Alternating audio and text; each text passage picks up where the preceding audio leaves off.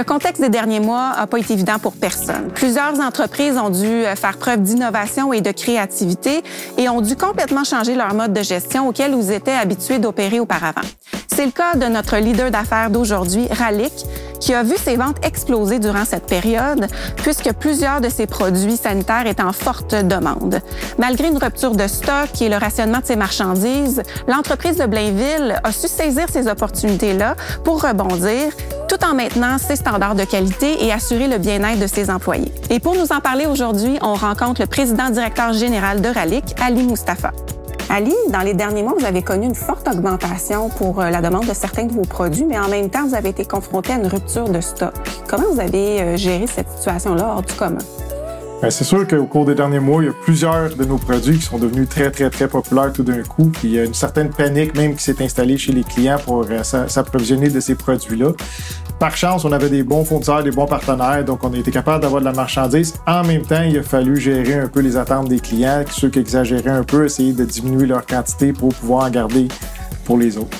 Justement, de quel genre de produits on parle? Là, on parle de papier hygiénique, de désinfectants, d'assainisseurs à main, les masques, les gants. C'est tous des produits qui étaient excessivement populaires. Au niveau de vos employés, il y en a plusieurs qui ont vécu cette situation-là difficilement en raison de la fermeture des écoles, des garderies. Qu'est-ce que vous aviez mis en place rapidement pour soutenir vos employés puis s'assurer de leur bien-être? Et bien évidemment, on a plusieurs de nos employés qu'on a été obligés de les équiper pour qu'ils puissent faire du télétravail. Donc, notre directeur TI a fait vraiment un bon travail de les équiper adéquatement pour qu'ils puissent faire le travail du mieux possible à la maison. C'est sûr que c'est pas évident. Il y a certains postes qu'on peut pas, livreurs ou les monteurs de commandes, on peut pas faire ça. Mais puis ceux qu'on était capables, on les a installés pour qu'ils puissent faire du télétravail. Est-ce que vous avez été fermé pendant une certaine période de temps? Ou, Non, absolument pas. On était considérés, évidemment, avec les produits convents, on était considérés comme essentiels, même qu'au contraire, pour subvenir à la demande, on est obligé d'être sur choses qu'on n'a jamais fait. On a travaillé fait travailler les employés les fins de semaine, livraison aux fins de semaine. C'est des choses qu'on n'avait jamais faites auparavant. Donc, c'était vraiment quelque chose de particulier.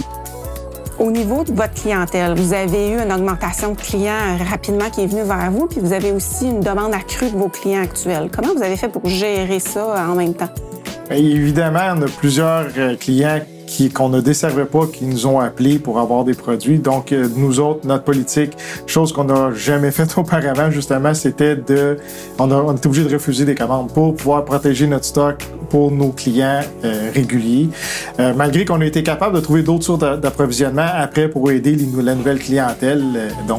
Puis au niveau de la gestion de vos employés ou la gestion de votre clientèle, est-ce qu'il y a des choses, des pratiques que vous allez maintenir même après la pandémie? C'est évident qu'au niveau de la gestion employée, la gestion des clients, la gestion des fournisseurs, ce que nous autres, on a appris pendant la pandémie, on a vu la vraie couleur des gens pendant cette pandémie-là. Donc, on a vu c'était qui nos bons clients, nos mauvais clients, nos bons fournisseurs, nos mauvais fournisseurs et les bons employés, les mauvais employés aussi. Ça s'est vraiment démarqué pendant la pandémie.